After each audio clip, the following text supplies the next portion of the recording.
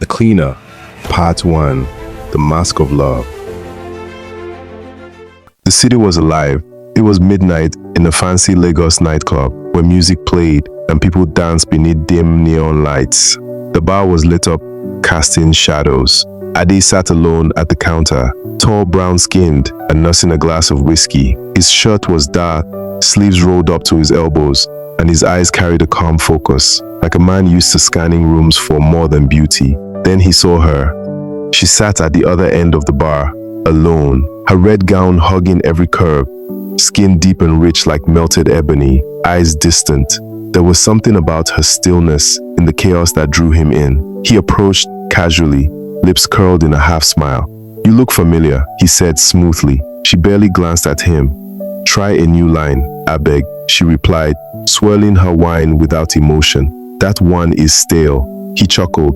"No, I'm serious. Supreme Supermarket. Yesterday afternoon, you bumped into me." She paused, searching his face. Her eyes softened. "That was you?" she asked, half surprised. He nodded. "Point of correction. You bumped into me," she said with a half smile. "No, you did," he replied. She shook her head. "All right, let's say we bumped into each other then," Ade said with a tone of finality. "Ade," he added, extending a hand. "Amanda," he offered to buy her a drink. She agreed. The night melted around them. They talked, laughed, shared stories, nothing too personal. Her smile became real. His eyes lingered a bit too long. When they left together, it felt inevitable. They spent the night at his place, but by morning, she was gone. No note, no number, just empty sheets and faint perfume. Days turned into weeks. Ade found himself haunted by her absence in ways he couldn't explain. It wasn't just the sex, it was something else. The mystery, the connection, her eyes. He checked the club a few more times. Nothing. He returned to Supreme Supermarket, waited, watched. He even asked the cashier once. You remember that woman in red from a few weeks ago? They shook their head. No help. Then, almost a month later, he saw her. Same supermarket, browsing cereal. He froze for a second, then approached, heart thudding. "Hey," he said, breathless. "You remember me?" She smiled without saying a word. "I've been looking for you, Amanda." Amanda turned slowly.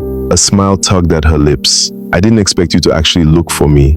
"I did," he said, "everywhere." She raised a brow. "Why?" Ad hesitated. "Because I haven't stopped thinking about you. Your perfume was on my sheets for days." She blinked. Her walls faltered. He paid for her groceries, walked her to her car. They talked. This time they exchanged numbers. One evening over dinner, Amanda opened up a little. "I'm a detective," she said plainly. "Homicide unit. We don't talk much about work though." Gets dark. Ade nodded, hiding the flicker in his eyes. He told her he was an architectural consultant, flexible work, traveling, designing buildings, but that wasn't completely true. He was more of something else than an architect. Their connection grew. Late night calls, weekend getaways, sharing meals, music, and moments that felt like something real. But what they didn't know was that they were nothing but two broken people, holding each other, not knowing how deeply they were connected by blood. Amanda, a young, smart, and brave detective, joined the force to hunt the man who killed her father.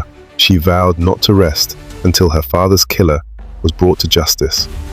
She had made a promise to her father that his murderer would pay for what he did. Ade, a killer trained to erase problems, a gun for hire for politicians, drug lords, and businessmen. The best man for the job.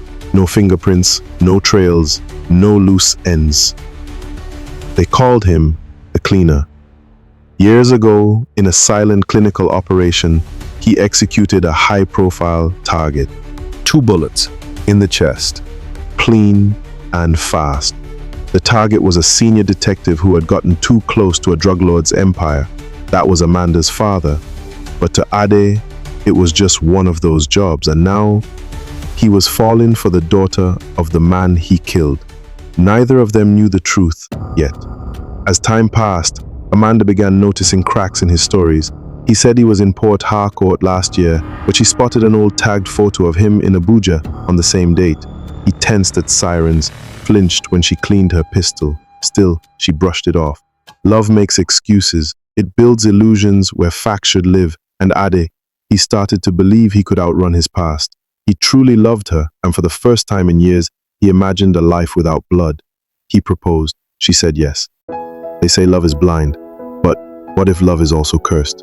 What if the person you dream of spending forever with is the one who took everything from you? To be continued.